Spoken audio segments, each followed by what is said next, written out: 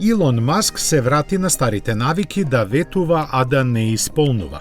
Неговата жртва овој пат се сите оние кои го нарачаа новиот родстер. Колку ги има не знаеме, но тие за него веќе платија по $50,000 депозит.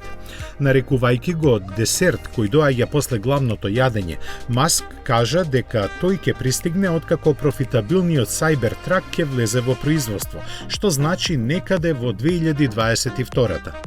Не се знае ниту дали ќе ги задржи првичните спецификации, 1000 конски сили, забрзување до 100 за 2 секунди и максимални 400 км на час.